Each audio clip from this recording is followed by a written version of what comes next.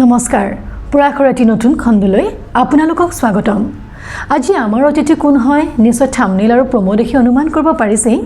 যাক পৃথককৈ পৰিচয় কৰাই দিয়াৰ কোনো প্ৰয়োজনেই নাই অসমৰ এখন চিনাকি মুখ জ্যেষ্ঠ সাংবাদিক লেখক মোটিভেশ্যনেল স্পিকাৰ ডক্টৰ কুমুদ দাস ডাঙৰীয়া গতিকে আশা ৰাখিছোঁ আপোনালোকে আজিৰ এই খণ্ডটি শেষলৈকে চাব আৰু যদি ভাল পায় লাইক কমেণ্ট শ্বেয়াৰ কৰিবলৈ নেপাহৰিব প্ৰথমতে স্বাগতম জনাইছোঁ আপোনাক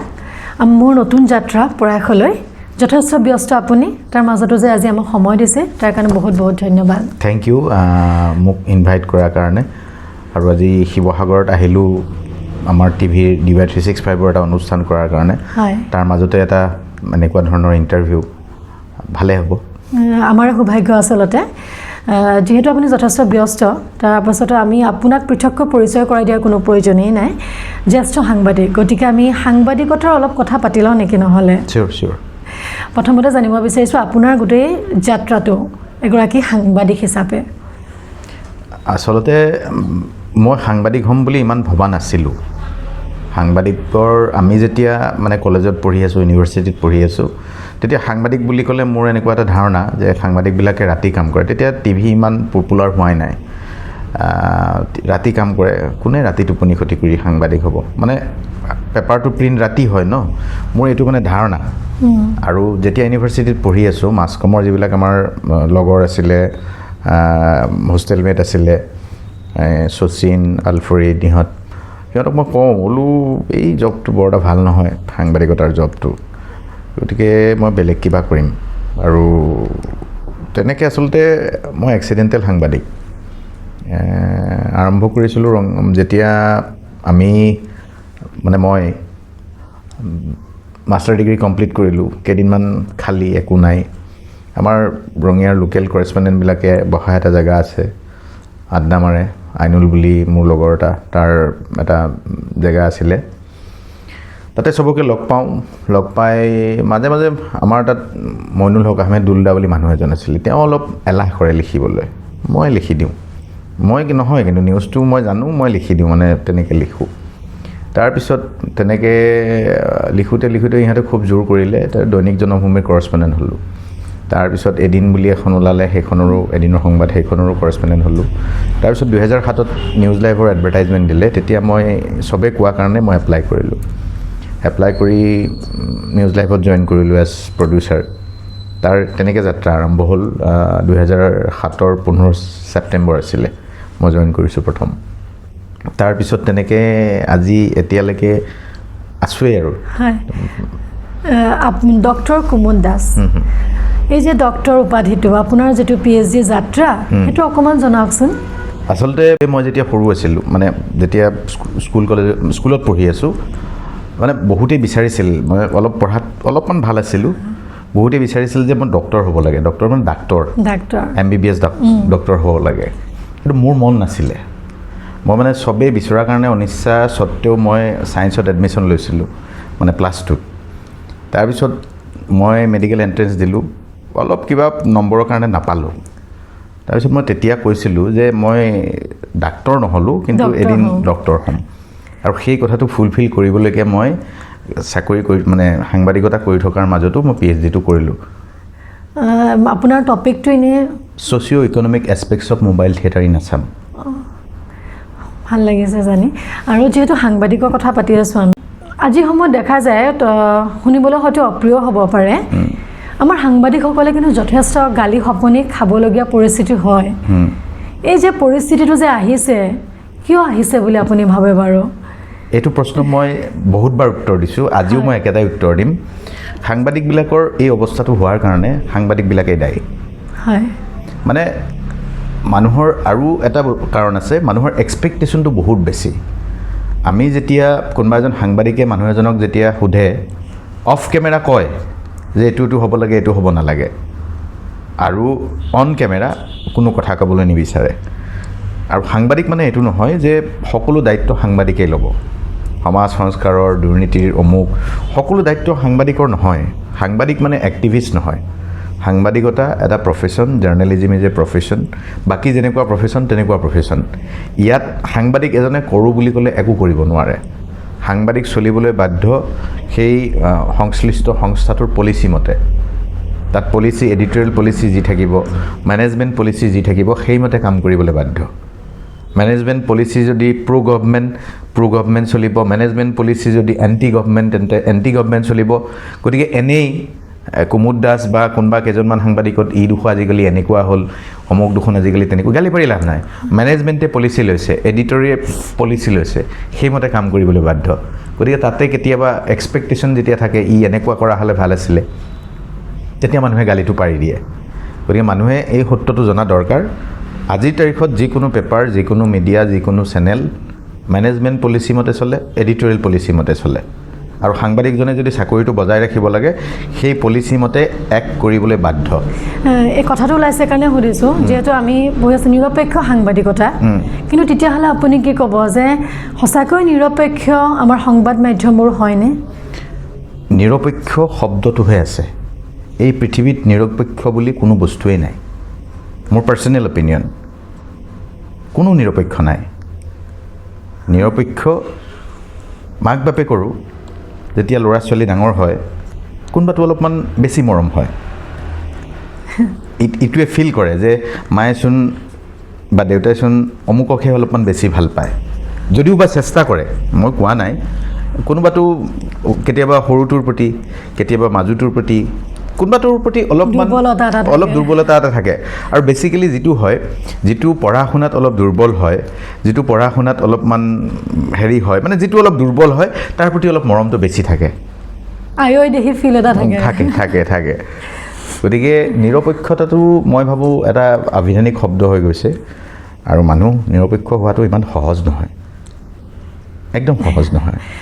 আৰু এটা কথা এইখিনিতে ওলাইছে যেতিয়া আকৌ মনলৈ আহিছে আমি যেতিয়া পঢ়ি আহিছোঁ জাৰ্নেলিজম এণ্ড মাছ কমিউনিকেশ্যন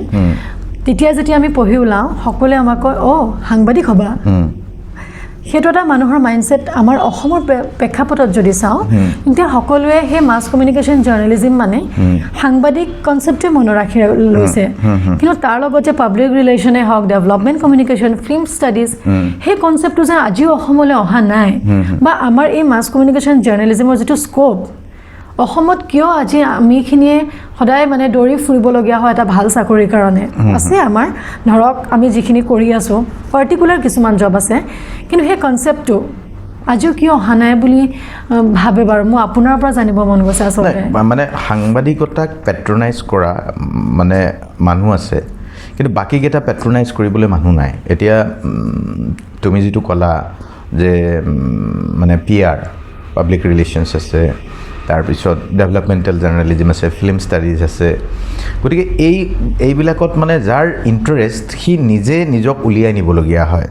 সহায় কৰিবলৈ বেলেগে মানুহ নাথাকে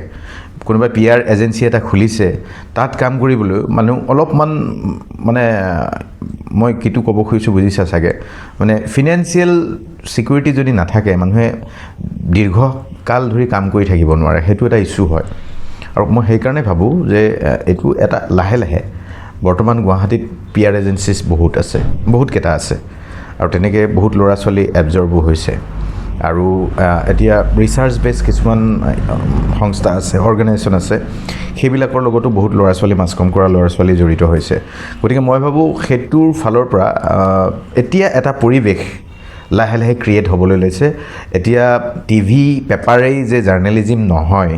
সেইটো কথা তুমিও গম পাইছা জাৰ্নেলিজিম ইজ ছামথিং ডিফাৰেণ্ট নাও আৰু এইটো এটা নিউ জাৰ্নেলিজিমৰ ফালে গৈ আছে গতিকে সেই পৰিৱেশটোত যিয়ে নিজকে কপ আপ কৰিব পাৰিব যিয়ে টেকনিকেলি যিয়ে ক্ৰিয়েটিভিটি ৱাইজ নিজকে ডেভেলপ কৰি যাব যিয়ে ৰেগুলাৰ পঢ়া শুনা কৰিব এইটো কিন্তু জৰুৰী মই 1 নম্বৰত ক'ব লাগিছিলে সি ছাৰ্ভাইভ কৰিব পাৰিব আৰু সি ফিনান্সিয়েলিও চাউণ্ড হ'ব পাৰিব জাৰ্নেলিজিম কৰি কিন্তু যাৰ পঢ়া শুনাৰ মতলব নাই যি পঢ়া শুনা ৰেগুলাৰ নকৰে সি সাংবাদিকতা কৰিবলৈ নহা ভাল আৰু আহিলৈ যদি আহেও পঢ়া শুনাৰ ইচ্ছা নথকাকৈ তুমি যে প্ৰথম প্ৰশ্নটো মোক কৰিছিলা সাংবাদিকক যে গালি পাৰে তাৰ কাৰণ এইটোও অন্যতম যথেষ্ট জ্যেষ্ঠ সাংবাদিকসকল আছে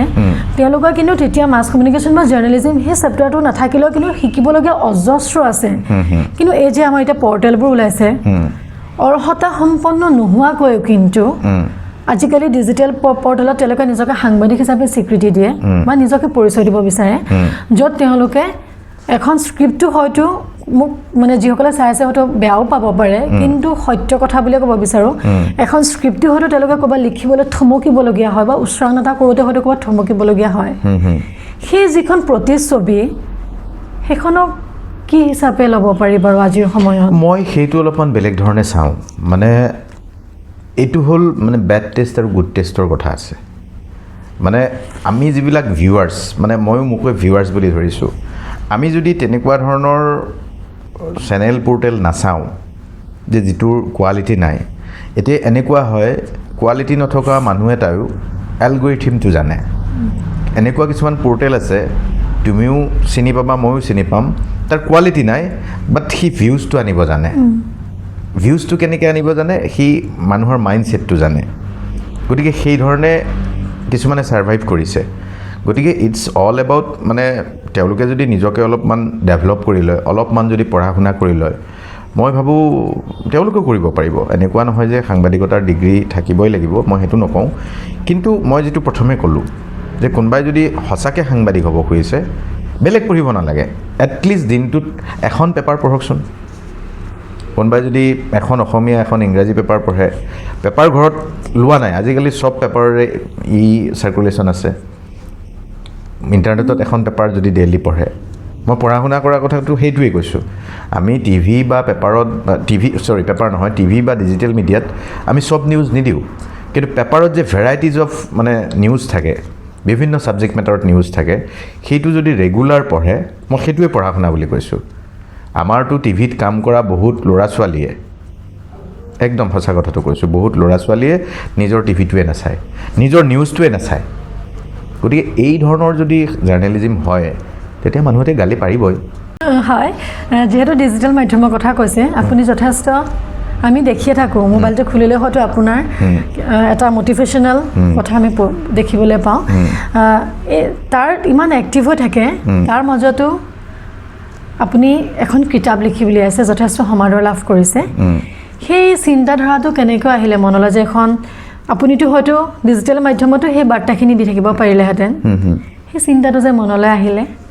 না মোৰ কিতাপ লিখাৰ উদ্দেশ্যটো হ'ল মানে মই বিচাৰোঁ মানে যিমান আমি ডিজিটেল হৈ নাযাওঁ যিমান আমি মোবাইল নাচাওঁ মানে ছপা আখৰত পঢ়াৰ কথাটো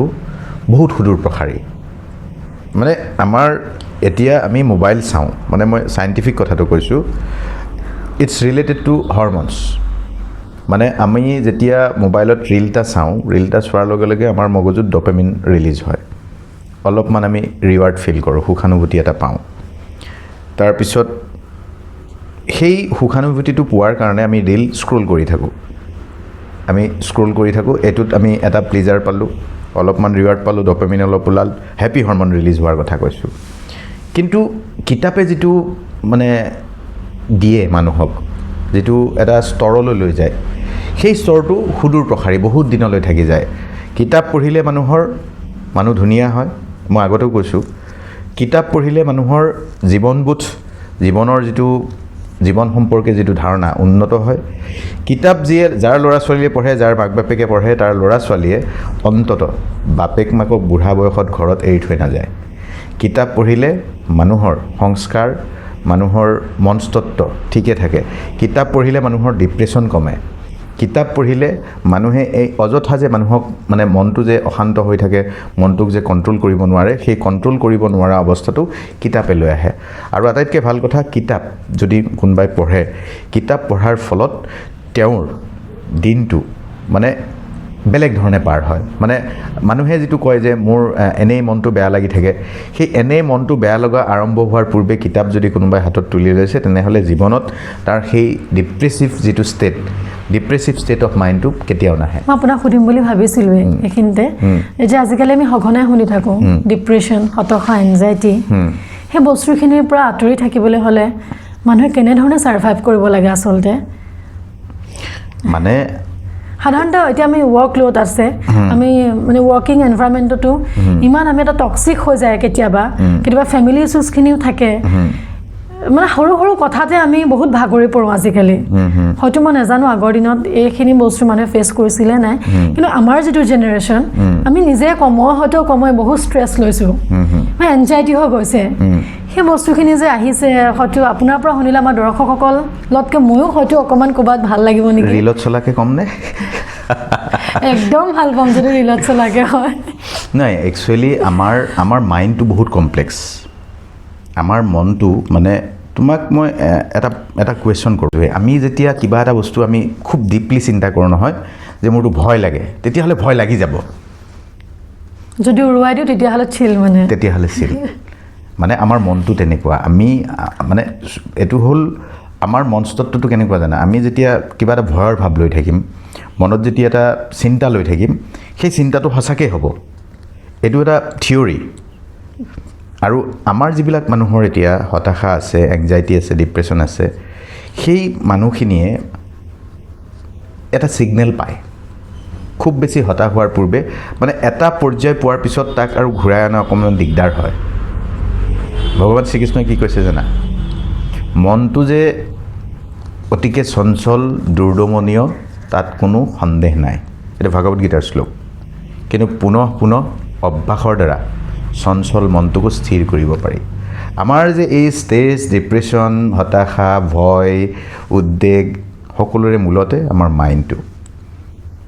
কণ্ট্ৰল কেনেকৈ কৰিব আমাৰ মাইণ্ড এইটোৱে ক'লোঁ ভগৱান শ্ৰীকৃষ্ণ কৈছে নহয় পুনঃ অভ্যাসৰ দ্বাৰা চঞ্চল মনটোকো সুস্থিৰ কৰিব আমি ভাবি ল'ম নেকি আজি মই এইটো কথা নাভাবোঁ নহয় তাত সেইটোৱে যে ভাৱটো আহিবই কিন্তু মনটোক ৰিষ্ট্ৰিক্ট কৰিব পাৰিব লাগিব যে যেতিয়া আমি কিবা এটা কথা ভাবিছোঁ যেতিয়া আমি এনে ভয়ৰ কথা ভাবিছোঁ যে নাই আচলতে আমি যেতিয়া ভয় লাগে তেতিয়া আউটকামটো ভাবিব লাগে মোৰ ভয় লাগিছে বেছিতকৈ বেছি মোৰ কি ক্ষতি হ'ব পাৰে তুমি যেতিয়া ভয় কৰা বুলি কৈছা মোৰ ইণ্টাৰভিউটো বেছি কি হ'ব ইণ্টাৰভিউটো বেয়া হ'ব what does it mean for you তোমাৰ লাইফৰটো একো হানি বিঘিনি নহয় তুমি এক্সাম পৰীক্ষা দিবলৈ গৈ আছা খুব বেছি এখন পেপাৰ তোমাৰ বেয়া হ'ব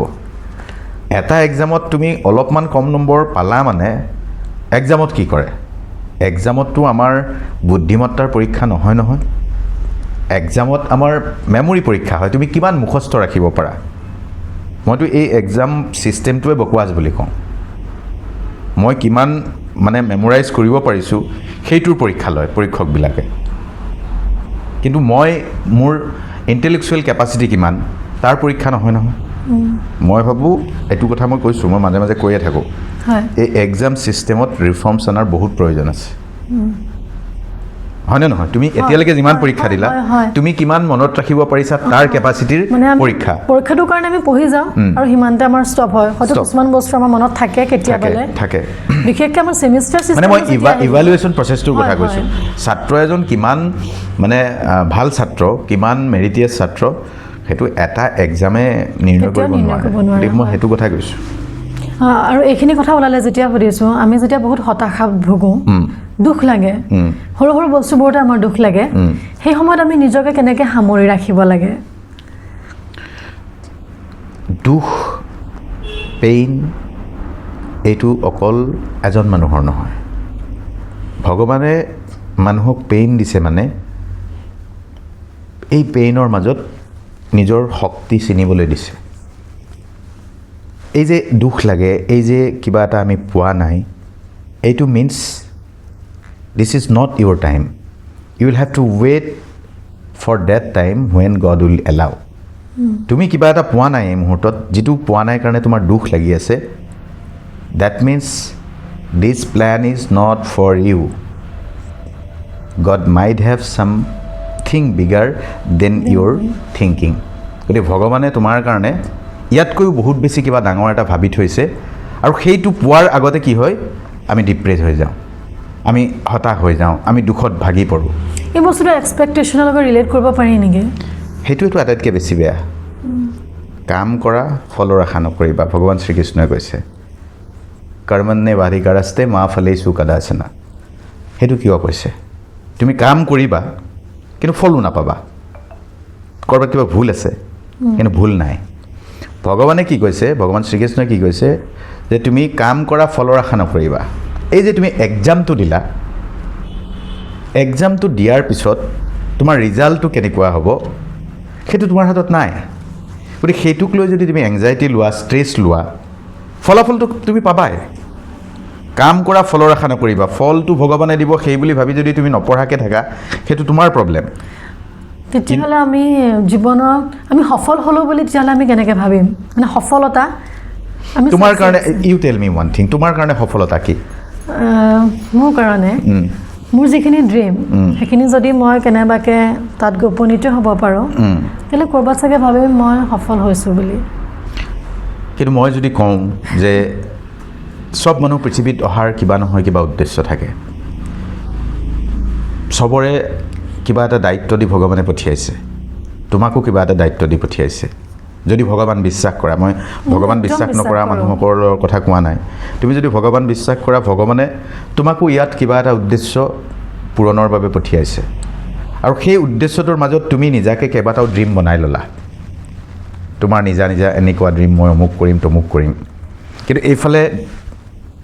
গডছ প্লেন মতে তুমি এক্ট কৰাই নাই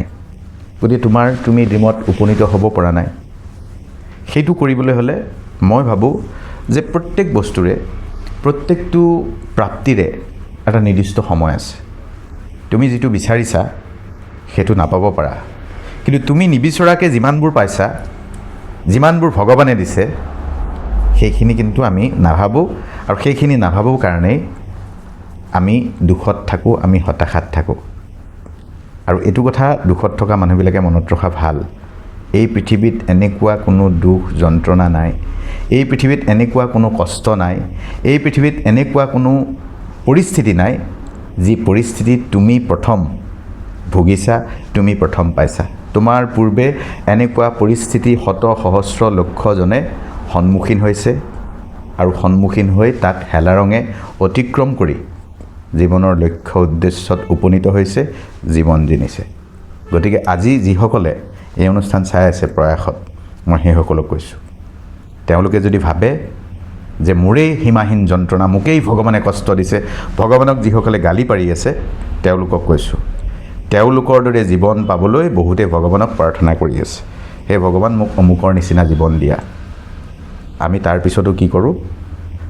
ভগৱান মোক কিয় নিদিলা কিন্তু তোমাৰ যিটো আছে তোমাৰ নিচিনা জীৱন এটা পাবলৈ বহুতে প্ৰাৰ্থনা কৰি আছে আমি এই তুলনা যে কৰোঁ অমুকৰ ভাল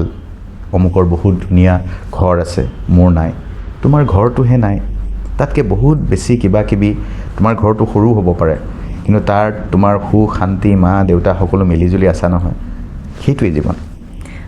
ইমান মানে পজিটিভ অৰা এটাৰ লগত কেনেকৈ সদায় লৈ ফুৰে এতিয়া কথাখিনি শুনি মই যথেষ্ট পজিটিভ হৈছোঁ কেনেকৈ ইমান পজিটিভ অভ্যাস মানে হেপিনেছ আৰু পজিটিভ হোৱাটো মই কৈছোঁ নহয় আৰম্ভণিতে মানে তুমি যদি এই জীৱনত সুখী হ'ব খুজিবা সুখী যদি হ'ব খোজা তোমাৰ তাত অলেখ অজস্ৰ কাৰণ আছে আৰু তুমি যদি দুখী হ'ব খোজা নিগেটিভ হ'ব খোজা এটা কাৰণেই যথেষ্ট মই গাড়ীখন ল'ব পৰা নাই দিছ উইল কিল ইউ মোৰ ঘৰটো নাই দিছ উইল কিল ইউ আমি চবেই তেনেকুৱা এটা সৰু এটা কথাক লৈ পেলাই মোৰ গাৰ্লফ্ৰেণ্ডজনী গুচি গ'ল মানে তেনেকুৱা বহুতৰ হয় মোৰ বয়ফ্ৰেণ্ডে মোক এৰি দিলে সৰু চিম্পল এটা কাৰণ লৈ মানুহে গোটেই জীৱনটো হেল কৰি পেলায় মই তোমাক এটা কথা কৈছোঁ যিসকলে জীৱনটো একেবাৰে একো নাই বুলি ভাবিছে একদম ফ্ৰাষ্ট্ৰেশ্যনত আছে তেওঁলোকক মই কৈছোঁ এখন কাগজ লিয়ক A4 সাইজৰ এখন পেপাৰ দুফাল কৰক নিবিচৰাকৈ কি পালে এফালৰ পৰা লিখি যাওক আৰু বিচৰা লিষ্টখন লিখক নিবিচৰাকৈ ভগৱানে যি দিছে মা দেউতাৰ মৰম দিছে ফ্ৰেণ্ডছ দিছে কিবা দিছে খাবলৈ দুবেলা দুসাঁজ ভাত দিছে কাপোৰ ডেইলি নতুন নল'লেও মানে মাহেকত নতুন নল'লেও পিন্ধিবলৈ কাপোৰ আছে এইবোৰতো আমি বিচৰা নাই নিবিচৰাকৈ দিছে ভগৱানে পিন্ধিবলৈ এযোৰ চেণ্ডেল আছে জোতা এযোৰ আছে এই পৃথিৱীত আজিও কোটিৰ ঘৰত মানুহ আছে যাৰ মূৰৰ ওপৰত ছাদ নাই তোমাৰতো ভাই চাৰ্টখন আছে মানে ঘৰটো আছে থাকিবলৈ তোমাৰতো পিন্ধিবলৈ এসাঁজ কাপোৰ আছে বহুতে এযোৰ কাপোৰেই গোটেই জীৱন পাৰ কৰিছে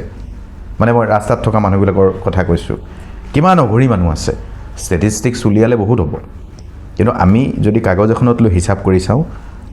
জীয়াই থকাৰ কাৰণ বিচাৰি পাব আৰু তুমি যে সুধিলা মোক মই কেনেকৈ পজিটিভ হৈ থাকোঁ